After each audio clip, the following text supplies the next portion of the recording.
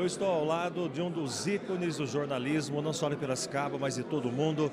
Mais de 60 países, muitas reportagens e tudo começou aqui na Noiva da Colina. Eu vou começar, Roberto Cabrini, com uma pergunta que você faz para todos os seus entrevistados. Posso fazer qualquer tipo de pergunta? Qualquer tipo, sem nenhum tipo de restrição. É verdade que você começou na rádio, quando foi fazer uma visita na equipe do Márcio Terra, estudava no Dom Bosco e foi conhecer a rádio? No Sul de Minas, eu era candidato ao centro cívico do colégio e eu amava o rádio. A minha primeira reação, quando os professores me escolheram para ser candidato no centro cívico, foi percorrer as rádios da cidade, porque eu tinha uma grande paixão pelo rádio. E aí a primeira rádio que eu visitei foi a rádio do Márcio Terra. Eu fui entrevistado no Jornal do Meio Dia, era o Jaime Luiz, Marte Yamanaka, que me entrevistaram, e eles gostaram do jeito com o qual eu me comuniquei. E eu me encontrei, era uma rádio pequena, né, evidentemente, depois ela cresceu, mas para mim era um admirável mundo novo. Eu me encantei com aquele dinamismo, os repórteres chamavam os locutores, que os locutores devolviam para os repórteres, enfim, era a comunidade em sintonia com os acontecimentos, né, que eram narrados pela rádio. E isso me encantou. Naquele dia eu decidi que eu queria, de fato, trabalhar numa rádio, dali a conseguir uma vaga, inicialmente de estagiário, e em uma semana eu já era membro fixo e comecei a cobrir no 15 de novembro, depois passei a cobrir outros assuntos também, e foi uma experiência tão rica que com apenas um ano de rádio aqui em Piracicaba, eu fui contratado pela Rede Globo de televisão, me tornei o repórter mais jovem da história da Globo, né? O que mostra a importância da rádio do interior. Agora nós ouvimos muitas histórias aqui em Piracicaba, dos nomes que passaram por aqui, a exemplo da sua pessoa. É verdade que você foi numa rádio e alguém falou para você que você não tinha jeito para coisa? Não foi exatamente isso. Depois que eu saí da rádio A Voz de Piracicaba, a gente foi numa segunda rádio, que foi a Rádio Difusora. Nessa Rádio Difusora, a gente fez uma pequena entrevista também e eu me empolguei, eu pedi para fazer ali um teste. Não é que ele disse que não tinha jeito, ele pediu para eu ler um texto, era um texto grande lá, e ele pediu, treina mais um pouco, depois você volta, entendeu? Mas eu queria começar imediatamente e foi na Rádio A Voz de Piracicaba que eu pude começar. É verdade que você foi para a TV Campinas e depois para a Globo São Paulo? Não. Na TV Campinas, naquela época não existia ainda, a TV Campinas surgiu depois. Quem começou na TV Campinas foi um amigo muito querido, que foi muito importante na minha carreira, foi o Jaime Luiz. Entendeu? Eu fui direto para São Paulo, na época a Globo estava descobrindo os Jovens Valores. E eu era o cara que com 16 anos fazia todo tipo de pergunta, qualquer coisa eu falava, não, eu sou menor de idade. Aí ninguém falava nada. Essa era a estratégia. E eu comecei a me destacar, chamar atenção, e a Globo pediu, né, para me conhecer, e com 17 anos eu fui contratado, né, como eu sempre faço questão de ressaltar, graças à riqueza de apenas um ano na rádio no interior, na rádio da minha querida Piracicaba, né? Já que eu sou piracicabano com muito orgulho. Nós ouvimos que quem quiser aprender jornalismo tem que conhecer a história de Roberto Cabrini. A pergunta que eu faço para você, como que você vê o jornalismo hoje?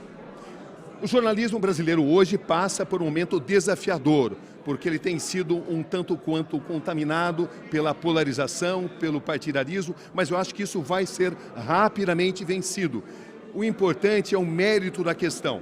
E honestidade, dignidade, não tem nada a ver com ideologia ou com partidarismos. Esse é um instante um tanto quanto difícil, teremos eleições muito aguerridas, onde muita coisa deve surgir, mas o jornalismo tem que sobreviver, porque não há democratização numa sociedade sem um jornalismo de fato atuante. E eu acho que, à medida em que essa fase for superada de ideologização da comunicação, nós voltaremos a analisar cada questão pelo mérito delas, que é para onde deve caminhar o jornalismo. Como é que você consegue ter tanto sangue frio no Talibã, jogando bomba e você sentado na areia, conversando com eles? Pois é, eu acho que eu sempre tive o dom para isso, mas você vai se aperfeiçoando. Eu já cobri 7 grandes conflitos, eram 6, agora com a Ucrânia passaram a ser 7, e é um processo seletivo e também evolutivo. Nas primeiras coberturas, o seu emocional fica muito abalado, mas você vai desenvolvendo o autocontrole. Hoje eu tenho um autocontrole muito apurado, eu posso fazer qualquer tipo de entrevista, por mais desafiadora que seja. O entrevistado pode perder a calma, mas eu não perco a calma. É aquela postura do chefe de comissário de bordo no avião, né? O passageiro chega nervoso, pode chegar até embriagado, mas o comissário de bordo, com toda a classe, vai falar: passageiro, por gentileza, queira retornar ao seu assento. Então, a postura de um repórter é essa. Repórteres não podem perder o autocontrole, porque isso vai interferir na perda da sua isenção, na busca pela imparcialidade, que é o valor mais precioso de um jornalista. A entrevista com o Fernando Collor de Mello, ele perdeu a esportiva. Ele perdeu a esportiva, com certeza, o que demonstra que nós estávamos fazendo perguntas pertinentes. Não é à toa que foi eleito, na época, como a melhor reportagem do ano, porque eram perguntas que a sociedade queria fazer. O jornalista, ele precisa sempre se colocar no lugar do consumidor do seu trabalho, da sociedade. Ele está ali representando a sociedade. Então, eu desenvolvi técnicas de perguntar com objetividade. Eu jamais levo, por exemplo, um questionário, com as perguntas, porque as melhores perguntas elas surgem a partir da resposta do entrevistado. São técnicas e são conhecimentos que você vai moldando, que você vai aperfeiçoando ao longo de uma estrada, principalmente porque eu tenho uma enorme paixão por tudo aquilo que representa o jornalismo. O jornalismo feito como se deve fazer, ele é um promotor de justiça. E não existe jornalismo que vale a pena que não possa promover justiça. Roberto, uma mensagem para Piracicaba, já que você, dentro de alguns instantes, recebe o Piracicabanos pré-claros. Eu gostaria de dizer para toda Piracicaba que eu me sinto imensamente orgulhoso de estar aqui. Devo muito a essa cidade, morei aqui até os 17 anos.